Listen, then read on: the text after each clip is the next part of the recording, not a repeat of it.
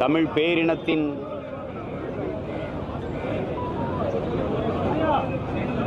வீரமிகுந்த வரலாற்றில்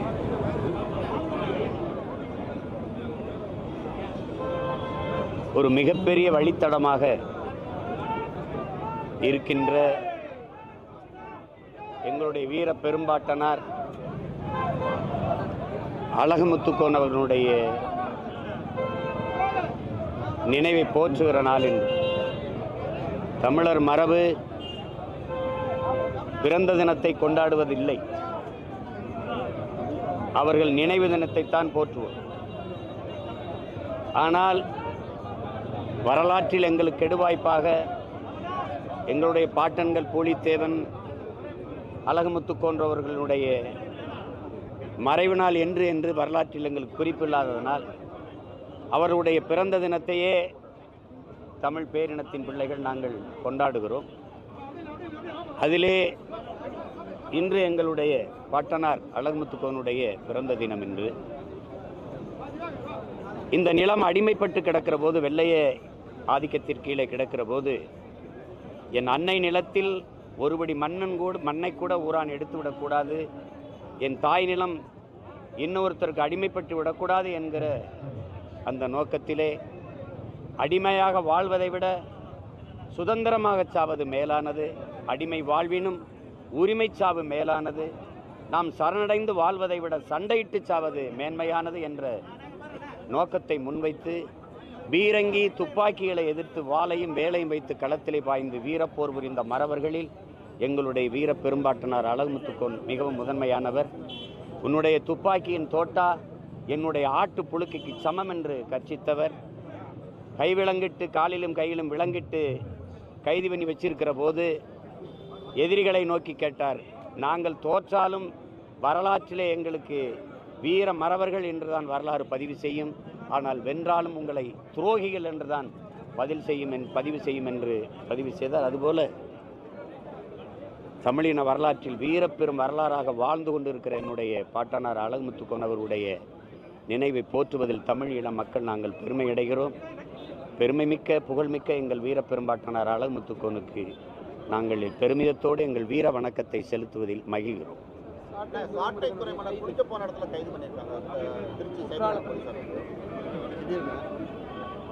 குற்றாலது போல் அவங்க ஊரில் அடுத்த வாரம் கொடை வருது, அதுக்கு போய் கொஞ்சம் ஊரில் அம்மா அப்பா பார்த்து வரலான்னு போனார். அது இதை எனக்கிட்ட கேட்கக்கூடாது, நீங்கள் தான் ஊடகவியலாளர் தான் பேசணும்.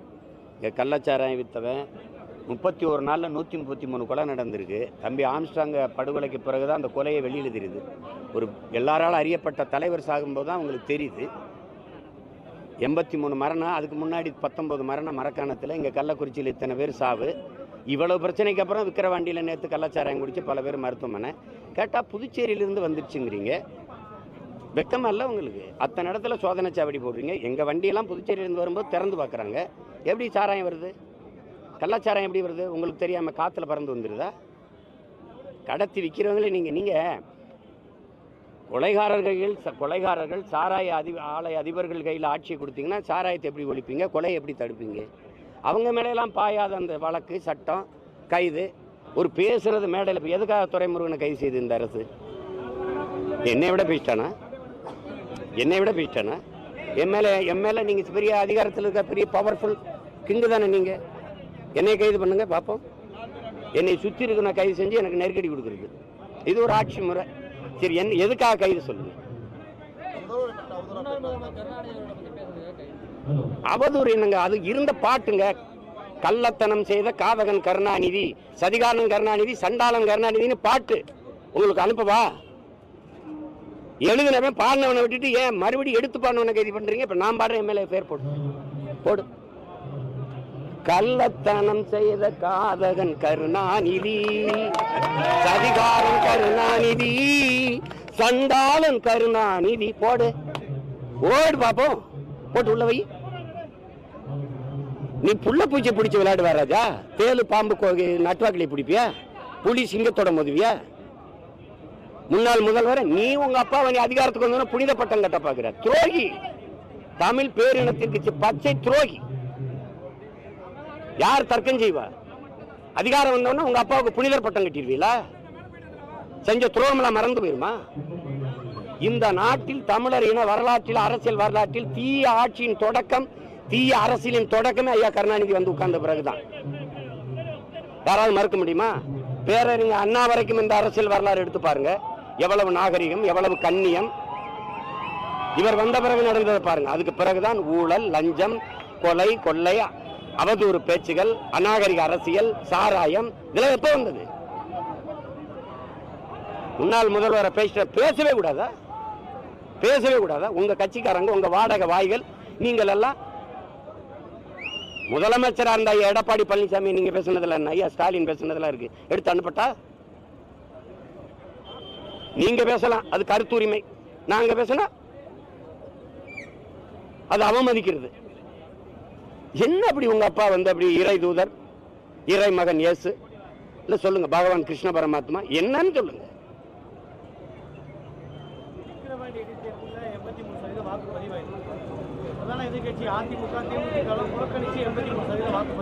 இதுவே இன்னும் முடியல. ஒரு அதிகாரி நீங்க எஸ்பியா வச்சிருக்கீங்க, இந்த பருண், அவர் எங்க ஊருக்காரு, உரப்புள்ளிக்காரரு. தொடர்ச்சியா அவர் விளையாட்டு, ரொம்ப அதிகமா விளையாட்டு. தேவர், நாடாரு, கோனாரு, தேவேந்திரரு யாரையுமே அவருக்கு பிடிக்க மாட்டேது. பிறப்பு வெறுப்பு அவருக்கு எங்க மேல எல்லாம். ஏற்கனவே குண்டாசு இங்கே உண்டு, அது வேற இடத்துல வழக்கு, இங்க வர சொல்லி சென்னைக்கு கொண்டு வந்து சேர்க்க சொல்லி உள்ளதுக்கு குண்டாசுல போட்டது இதே வருண் ஐபிஎஸ் தான். இப்பவும் அவரை கைது பண்ணி இங்க திருச்சி கொண்டு வரது வருண் ஐபிஎஸ் தான். இதெல்லாம் மறந்துடுவோம். நீங்க அப்படியே அவர் எதுல ஆடுறாரு? சர்வேசன் நீங்கள் ஐபிஎஸ் படிக்கும்போது ஒரே பேச்சு மட்டு. ரத்தீஸ் அவருடைய தம்பி, அவங்க ரெண்டு பேரும் அதிகாரம் அதுல இருக்கனால எதா இருந்தாலும் ரத்தீஸ் தான் நிர்வாகம். அவர் தான் அதிகாரியை பணியமர்த்துவாரு, பணியிடம் மாற்றுவாரு, எல்லாம் ரத்தீஸ் தான். அதனால மேலிட அழுத்தம்ங்கிறீங்க. மேலிடம் எத்தனை நாள் நீங்க மேலிடத்தில் இருப்பீங்க? எத்தனை நாள் நீங்க மேலிடத்தில் இருப்பீங்க?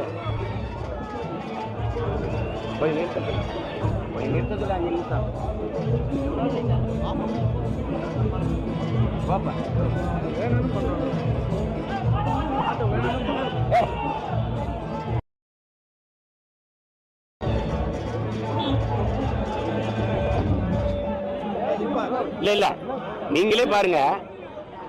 இது வந்து ஏன்னா தம்பி உதயநிதி கூட இருக்க ரத்தீஸ் தான் இந்த அதிகாரிகளை எல்லாம் பணியிடம் மாத்துறது, பணி உயர்வு செய்யறது எல்லாம். அவர் கூட இருக்காருங்கிறதுல நீங்க அடிக்கடி கை வச்சு விளையாடுறாரு அந்த வருண் ஐபிஎஸ். உண்மையிலே நீங்க என்ன வேணா ஆதாரங்களை தர்றேன். விரட்டி தேவர், தேவேந்திரரு, நாடாரு, கோனாரு, அவரு வன்மம். அதே தானே நான் பேசுறேன். என்னைய தொட வேண்டியதானே நீங்க? அதான் கேட்கறேன், எனக்கு கைது பண்ணுங்க. இப்படி கெஞ்சிற ஒரு ஆளை பத்திரிக்கல என்னை கைது பண்ணி உள்ள வைங்க. பேசுறதுக்கெல்லாம் கைதுங்க. நீங்க பேசுறதுக்கெல்லாம் கைதா? நீங்க ஒண்ணு கேட்கிறேன். சவுக்கு சங்கர் பேசினார், அவ்வளவுதானே.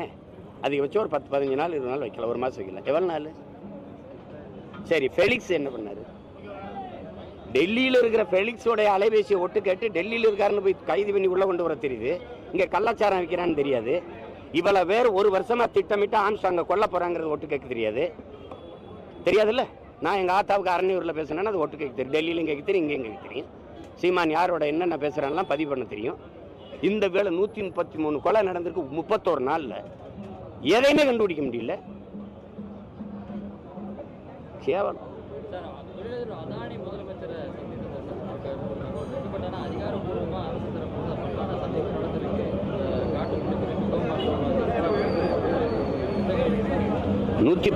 அதாவது நீங்க இனி புதிதாக ஒன்றை தொடங்க முடியாது. இருக்கிறதே விரிவாக்கம் செய்து கொள்ளலாம்னு ஒப்பந்தம் போட்டு அதானிக்கு கொடுத்தது ஐயா கருணாநிதி அவர்கள் தான். ஏற்கனவே நீங்க ஒன்னெல்லாம் கவனிச்சுக்கணும். ஏற்கனவே நமக்கு இருக்கிற தாத்தா காமராஜர், நம்ம பாட்டனார் வஉசி பேர்ல இருக்கிற துறைமுகங்கள்ல வேலை நடக்கல. புள்ளி விவரத்தோட நான் சொல்றேன். 50 விழுக்காடு, 60 விழுக்காடு, 40 விழுக்காடு தான் வேலை நடக்குது. எந்த சரக்கும் போகாம, எந்த சரக்கும் இறங்காம தேங்கி நிக்கல. அப்படி இருக்கும்போது, அதுக்கே வேலை இல்லாத போது 6111 ஏக்கர்ல காட்டுப்பள்ளியில, கடல்ல, தரையில, ஆறுல, இதுல 6111 ஏக்கரை எடுத்து கொடுக்க வேண்டிய அவசியம் என்ன? இந்த துறைமுகத்தை அதானி கட்ட வேண்டிய தேவையில்லை. துறைமுகம் அதானிக்கு, ஏர்போர்ட் அதானிக்கு. அப்புறம் நாடு என்ன செய்யும்? விளிங்கத்தில் துறைமுகம் அதானி கட்டுவார். ஏற்கனவே இருக்கிற துறைமுகங்கள்ல என்ன பிரச்சனை? இந்த துறைமுகத்தில் இவருக்கு தனியார் முதலாளிக்கு வேலை வரணும் தான் நீங்க சாகர் மாலா திட்டத்தை கொண்டு வரீங்க. வானூர்தி போக்குவரத்து, தொடர் வண்டி போக்குவரத்து, தரைவழி போக்குவரத்து எல்லாத்தையும் கொண்டு போய் கப்பல் போக்குவரத்தோட இணைக்கணும். அந்த கப்பல் போக்குவரத்து இப்போ யார்கிட்ட போகுது? அதானிக்கிட்ட. இப்போ யாருக்கான நாடுது? யாருக்காக இந்த தேர்தல் நடந்து முடிஞ்சிருக்கு?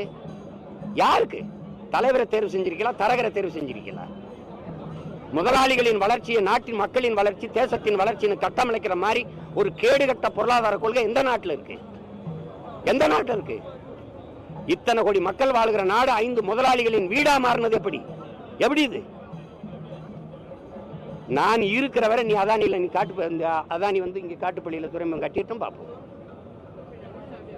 கொற்றலை யாரு, கொசத்தலை யாரு? சென்னையில் விழுகிற நீர் ஓடி போய் அந்த முகத்துவார் களிமுகத்தில் போய் கடலுக்குள்ள கலக்கிற இடத்துல மதில் சுவரை கட்டி அதானி எழுப்பியிருக்காரா இல்லையா?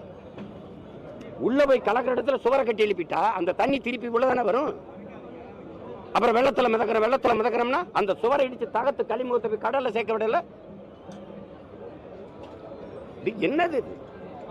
பறக்க ஒரு பிளைட் கிடையாது இருக்கிற மேனம்பாக்கம் ஏர்போர்ட்ல, இண்டிகோ ஒன்ன தவிர. 5000 ஏக்கர்ல ஏர்போர்ட் கட்டணும். எவனா பைத்தியக்காரன் பேசுவானா? ஏய், இருக்கிற பறக்க விமானம் விடியா?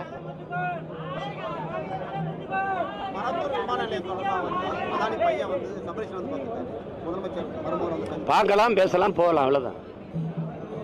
அப்படிலாம் எளிதாலாம் 8 வழிச்சாலை போட்டியல எங்க கட்டுங்கல்ல? நான் தான் சொல்றேனே, விமான நிலையம் கட்டி காட்டுங்க. 2 வருஷம் தானே, கட்டுங்க, கட்டி காட்டுங்க, பார்ப்போம்.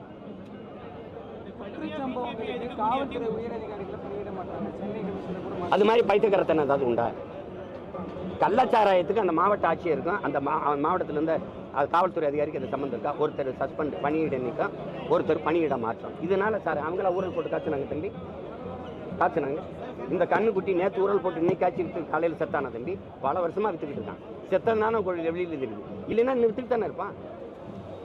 அப்புறம் சும்மா ஏதாவது சொல்றதான் தம்பி. அப்படி மாத்தினால நாங்க புனிதர் ஆயிடுறோம். அவர் தவறு நடந்துருச்சு, ஒரு அதிகாரி தவறு நடந்தார். அதிகாரி நியமிச்சது நீங்க, அதிகாரி உங்களுக்கு இருந்து வேலை செய்யறாரு. நீங்க தார்மீகமா முதலமைச்சர் பொறுப்பேற்று வழங்கணும்ல. அரியலூர் நடந்த ரயில்வே விபத்துக்கு அன்னைக்கு அமைச்சர் அந்த லால் பகதூர் சாஸ்திரி நேர்மையா நான் பதவியில் இருக்க தகுதியற்றவன் நீக்கினார். அரியலூர் விபத்துக்கு அவருக்கு என்ன சம்பந்தம்? அப்படி ஏதாவது பொறுப்பேற்பீங்களா? உங்களுக்கு கீழே இருக்கிற இவ்வளவு குற்றச்செயல் வருது, நான் இது இருக்க தகுதி இல்லாம நீக்குங்க. குறைஞ்சபட்சம் அந்த பகுதியில் இருக்க உங்க சட்டமன்ற உறுப்பினர் ஒரு பாரம் அவங்களாவது விளக்க சொல்லுங்க பாப்போம். சும்மா பழிகடா காவல்துறை அதிகாரிகளை. இவங்களுக்கு தெரியாம காவல்துறை அதிகாரிகள் கண்டுக்கிறாம இருக்காங்க. மேலிட துறைமுருகன் கைது என்னங்கன்னு கேட்டா மேலிடத்திலிருந்து அழுத்தம். அந்த மேலிடம் யாரு? தம்பி உதயநிதி கூட இருந்து செயல்படுத்துறாரு தம்பி ரத்தீஷ். வைங்க, எத்தனை நாளைக்கு நீங்க மேலிடத்துல? பல மேலிடங்கள் இப்ப எங்க இருக்கு? ரொம்ப மேலிடத்துக்கு போயிடுச்சு. பார்க்கத்தானே போறோம். வேற என்ன? நாளைக்கு மறுநாள் தெரியுமில்ல தம்பி. நீங்க எல்லாம் இவ்வளவு ஊடகங்கள் இருக்கீங்க, மனச்சான்றோட யாராவது இயங்கிறீங்களா? மனச்சான்றோட ஒரு தெருவுக்கு ஒரு அமைச்சர் எந்த வேலையும் செய்யல, மக்கள் பண்ணி பார்க்கல. ஒருத்தர் லட்டுக்குள்ள மூக்குத்தி, ஒருத்தர் சாப்பாடு, ஒருத்தர் வேட்டி சேலை, ஒருத்தர் 2000 3000 பணம். இது போக இவ்வளவு கொடுத்து 3 ஆண்டு ஆட்சியின் சாதனை எல்லாம் பேசுறீங்களா? அப்புறம் என்ன இதுக்கு கள்ள ஓட்டு போடுற? ஓகே இல்ல, எது கள்ள ஓட்டு போடுற? இது ஒரு தேர்தல்.